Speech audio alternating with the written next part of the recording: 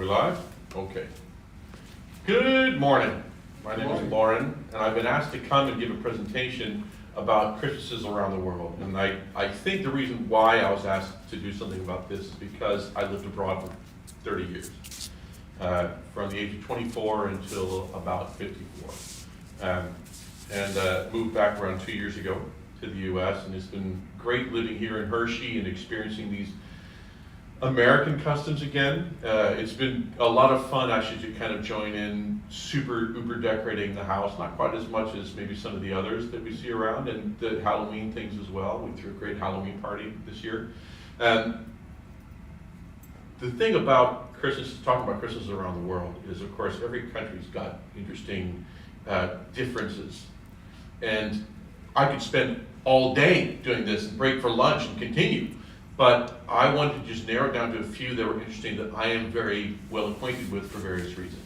And I'll talk about only maybe five or six, which I hope you guys will also find interesting. I had some criticism this morning because I didn't add Iceland, but we might cover that at the very end. So Christmas is celebrated all over the world, but maybe not in the way the Americans celebrate it. And this is what I find interesting because, of course, as you probably are aware, there are celebrations around the same period of time that predate Christianity by thousands of years. And so then there's a very distinct difference as well between the sacred and the secular. You know, there are countries where Christianity is not widely popular, but they love celebrating Christmas. So what I'm going to try and do in this talk is focus more on the celebrations that are less about Christianity, because we're all very aware of those things. We would have learned about those things in school. This is kind of the interesting other options, the other things that I've experienced because of cultures that I've been to. I've been maybe seeing a concert in one of these countries and then experienced one of these crazy things for the first time going, oh my gosh, that's amazing. So let's start with what there was before Christmas on these dates. You know, the origins of the Christmas tree, for example, gives a lot of background and explanation as to why Christianity then adopted all of these different ideas. And the origins of the Christmas tree, I thought was really interesting. So ancient Egyptians filled their homes with green palm rushes, symbolizing the resurrection of their sun god Ra. So already, this is, again, thousands of years before Christianity ever became an idea. Druids of the ancient Celts decorated with evergreen boughs, holly and mistletoe, all as a symbol of everlasting life, and placed evergreen branches over their doors to keep away evil spirits. In Poland, there's an old pagan custom of hanging evergreen branches from the ceiling called podjaniska. And I apologize if anyone's Polish and I totally just bastardized that. It's horrible. I'm sorry. It was decorated with apples, nuts, cookies, colored paper, stars made of straw, ribbons, and colored wafers. Early Romans marked the solstice with a feast called the Saturnalia, and decorated again with evergreen boughs. Do you see this running theme? The fact that the evergreens never lose their color, they never lose their leaves. So there's this eternal life idea that even in the darkest winter, where things are coldest and everything else is dying, there's still something with life that comes back. The Vikings in Scandinavia thought that evergreens were the special plant of the sun god Balder, and they symbolized the revival of that god. There you go. The ancient Germanic people tied fruit and attached candles to evergreen tree branches in honor of their god Woden. Trees symbolized eternal life. So that's just a little bit of an idea of sort of what predated. Again, you are probably aware of a lot of this already, but it's always good to get a point of reference as we get going. So the point here is that Christianity piggybacked on these much older religions in regards to dates. The winter solstice this year was December 21st. So there's a lot of synchronicity there. But let's get down to business. Let's talk about what we're really talking about. Christmas is around the world now. So let's start with Christmas in the USA. Now, Christianity is by far and beyond the predominant religion here in America. And so a lot of our traditions are built on that. However, what is interesting, of course, is so many of the ideas that we have about Santa. Santa's not really particularly a Christian thing, although it's based on Saint Nick. who was a patron saint, who was a saint, who lived in what is now modern-day Turkey. The thing that, and this is a point of just contention for me, having lived abroad for 30 years, and I was based in London for 15 of those years, where Halloween was Halloween. And it was nowhere near as celebrated as here, but Halloween was Halloween. And after Halloween, there was really nothing until Christmas. So as soon as Halloween was finished, the Christmas decorations would come in. And that's great. What I'm seeing nowadays, and it's quite traumatic for me, because I love Halloween and I love Christmas. I like to separate the two, and Thanksgiving in the middle, is you get things like this. Come on. Let's celebrate Halloween. Let's finish Halloween, let's celebrate Thanksgiving, and then put up the decorations, right? Doesn't that make sense? I think I should make it a platform. I should run for office of some kind just to say, let's just separate these holidays, please. Let's get back to what I'm trying to actually get to. I get off track a lot. It's the ADHD to me. Christmas, Americans spend big on Christmas cheer. And moms, apparently. You can see here that per person, we spend about $874 per person per year on winter holiday gifts. That's a seasonal thing, but that is way beyond any of the other things that we tend to celebrate and spend money on. Mother's Day, $274, that's pretty good. I mean, we should celebrate our mothers. Fathers, less. And if you keep scrolling down, I mean, Halloween down here, you can see is 108. So it's interesting that we invest so much more in this very special family holiday. This is the way that we are celebrating these days, or at least some people do. I really have been enjoying the last 2 years decorating my house. Not quite to this degree, because I feel like that just doesn't really quite embrace the religious ramifications of the season either. But, to each their own. What really comes down to is that Americans are a bit extra. And it's true, we are. We really like, when we're going to celebrate, we really like to celebrate. If we're going to have a Super Bowl party, we're going to have a Super Bowl party, right? So we do the same thing with Christmas. And it should be that way because, and this is what's really interesting, we also love our Christmas movies, don't we?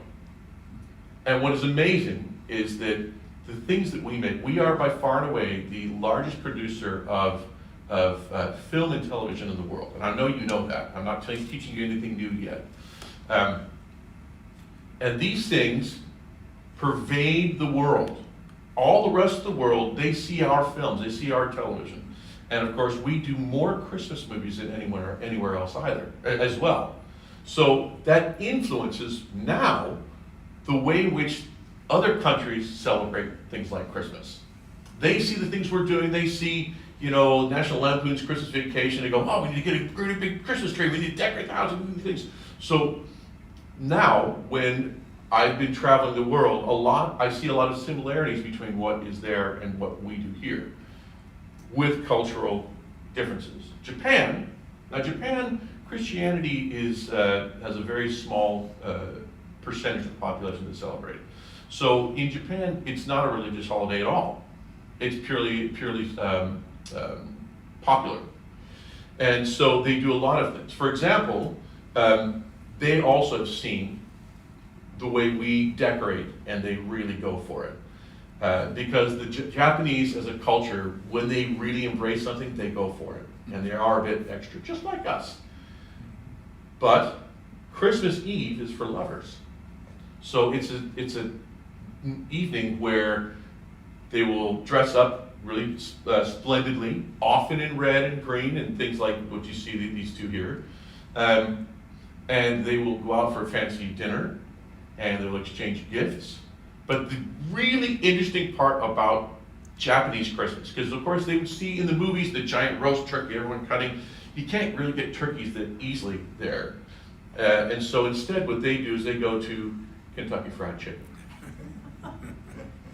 And this is all based on a genius marketing push years ago by KFC saying Kentucky for Christmas. Kurishimasu ni wa Kentucky. And again, I apologize for any Japanese people out there. I'm totally destroying the Japanese. I've done my best. But it is the most popular place. And in fact, you have to make a reservation for most Kentucky Fried Chickens around Christmas time. You can't just walk in and get served because it's so popular. Isn't that crazy? We're like, Kentucky Fried Chicken, but it's they're not turkey, it's this.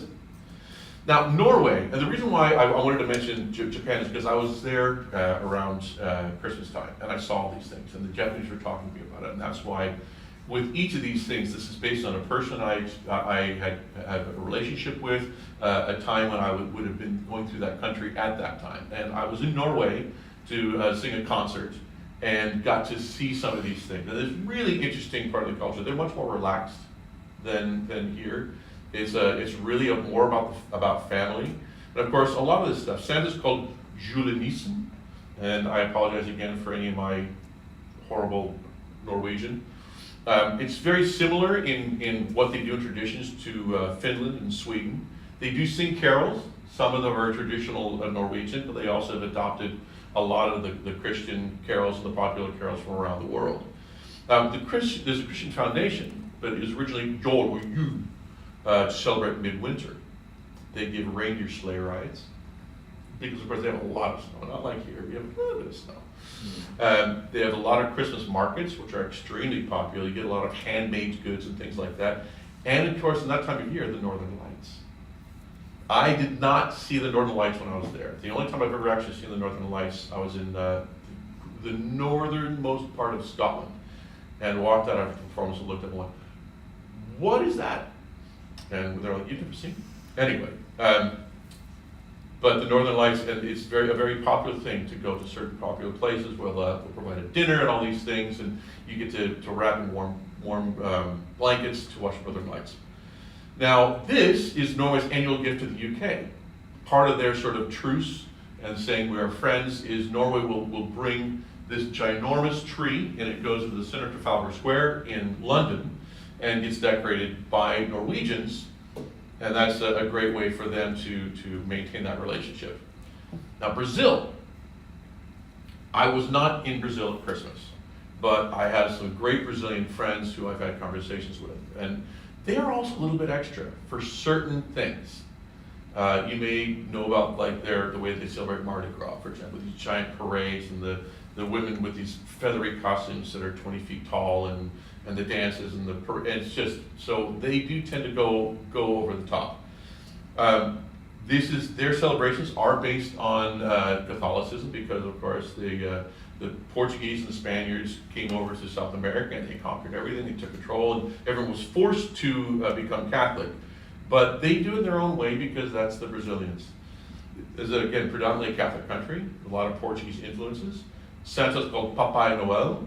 The Midnight Mass is something that everyone goes to. And it's the Mass of the Rooster. And I had no idea why. But they looked at me when I said, why did we go to the Mass of the Rooster? They looked at me like I was crazy. Don't you know?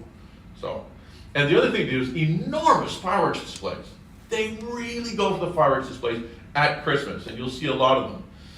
It's a hot country, obviously, so you don't get snowy events, except in the southernmost tip of Brazil. It snows quite a bit there, and you can get skiing. And they have a cake that's similar to panettone that's baked and shared. Now, Botswana.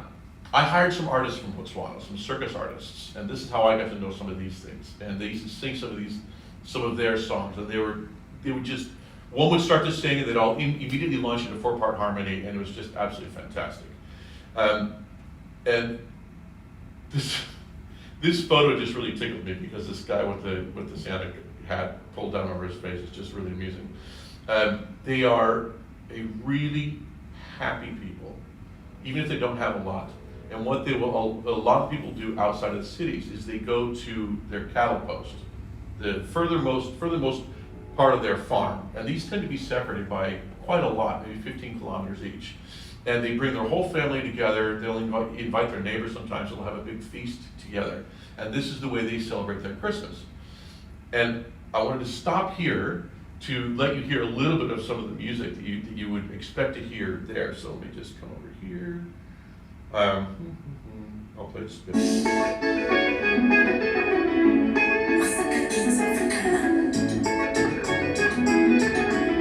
Felix, amazing.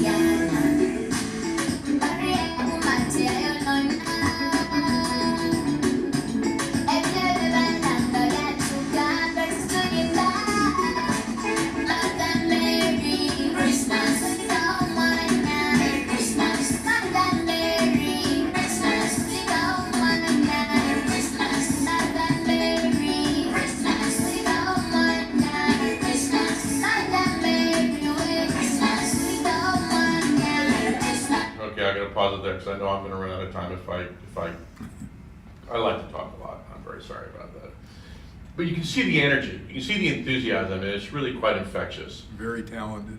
Oh yeah, and they don't hold back. And so for me, working with these artists was a lot of fun because they would just immediately, and as soon as they start singing, then they start dancing. They all do the dances together, and it's all just, their traditions are very, like ours, are so ingrained that once if someone starts singing Silent Night, go, Holy Night, it's the same kind of thing. And it was really infectious to listen to. And we would put on a sort of a Christmas performance internally for the CERT show that I was the artistic director of, and everyone would get up and sing things and do things, and these guys, they were my favorite. Absolutely my favorite every year. Anyway, moving on to Austria. This is one of my favorites. I flew into Vienna for a concert right around Christmas, and it was a Christmas concert. And afterwards, we went to the Weihnachtsmarkt, which literally means Christmas market. And every single city, every town will have a Christmas market like this, where you can get lots of homemade, handmade goods, and they're just beautiful, wonderful quality. They'll have a different name, Christkindlmarkt, for example, but Weihnachtsmarkt is the common sort of generic. Let's go to the Weihnachtsmarkt. And you can see the kind of types of things you can get. Of course, now it's become a lot more commercialized. You can get things that are not handmade. But I would say, if you are ever in these Germanic countries or the Scandinavian countries, they do the same thing. Go to the Christmas markets. They're just fantastic. Rebecca was at one recently in Vienna. Yeah. But the thing that blew my mind the most was Krampus. This was crazy to me.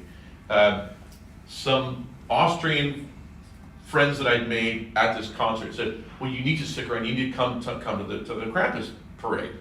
I'm like, what the heck is a Krampus parade? And of course, you look at these things, does this look very Christmas-like to you? But for them, this is a huge part of their celebration. Now, the idea is, with Krampus and Christmas, is Saint Nick rewards the good children. He'll bring toys for the good children. Whereas Krampus, in some traditions, will whip them with the bark of a birch tree, which is quite bendy.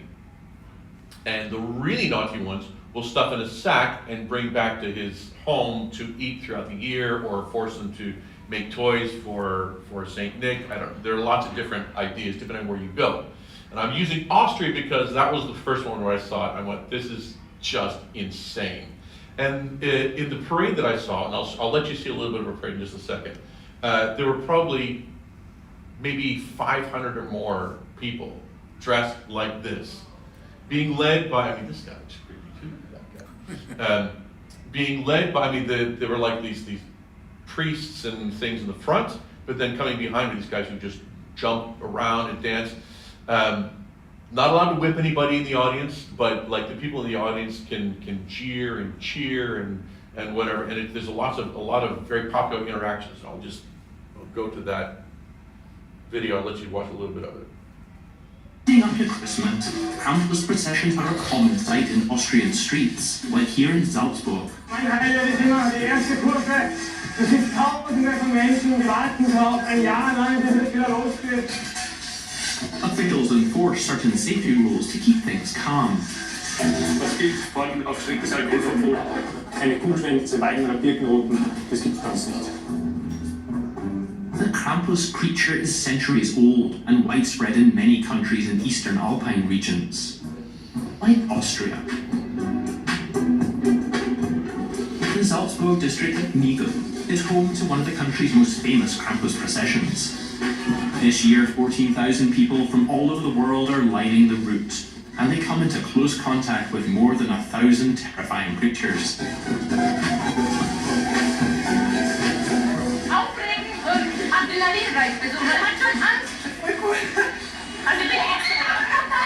I'll leave it there. So you can see how excited they all get. They all have a fantastic time. The idea, I love the restrictions. No alcohol is allowed at all. Because of course people tend to get a bit crazy especially when they're masked. and they think they're free to do anything. And it's also easy to embody those kind of things when you're like jumping around and getting excited. And you can't really force the audience members not to drink, but those guys, you've got to keep it clean. Anyway, that was mind-bending to me. It was crazy. Like, this is Christmas? This is Christmas? Yes, it was. It is.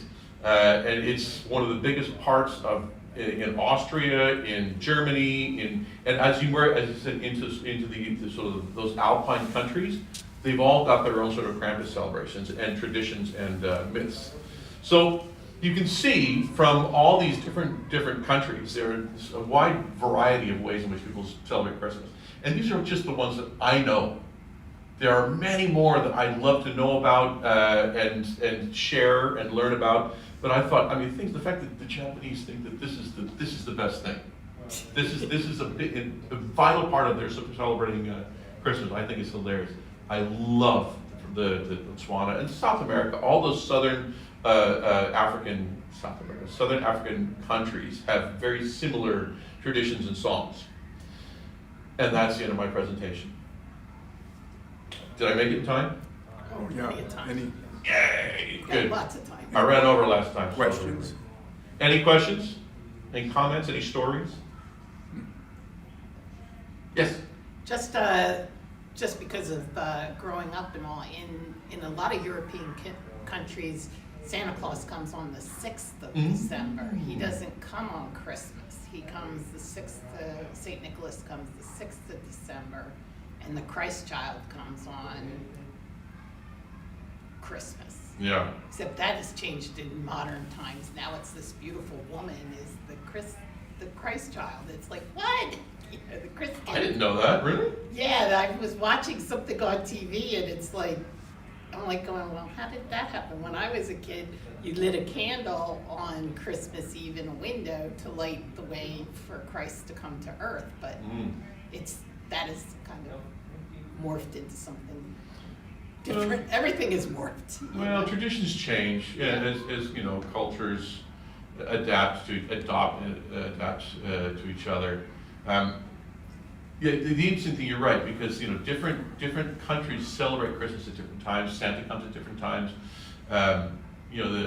Portugal. I lived in Portugal for quite a few years and was married to a Portuguese woman. Gifts were opened on Christmas Eve.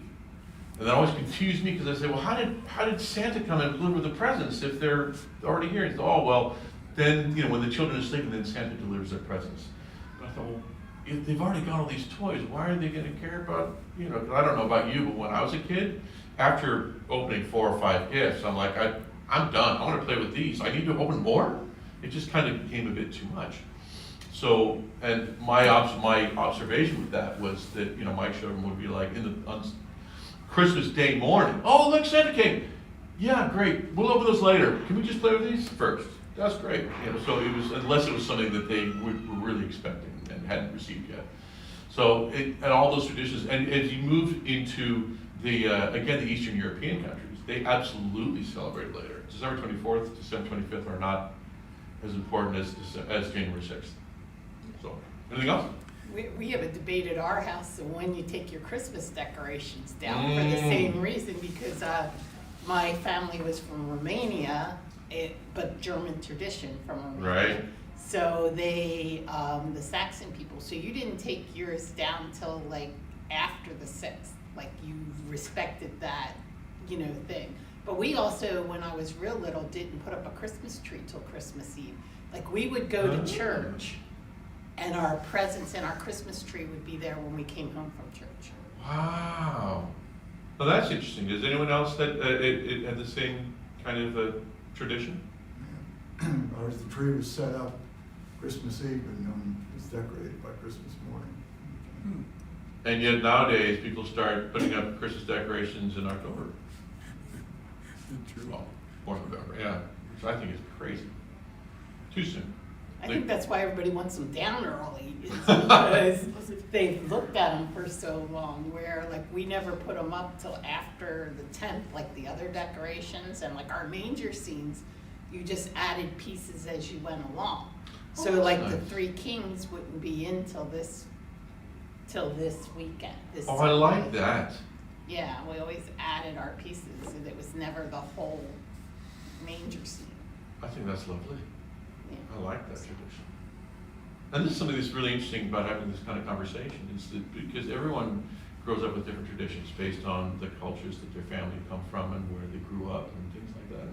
I just love it. I think it's so interesting. This is been one of the best things about living around the world, is getting to know people from all different cultures, not just about holidays, but just their cultures, their religions.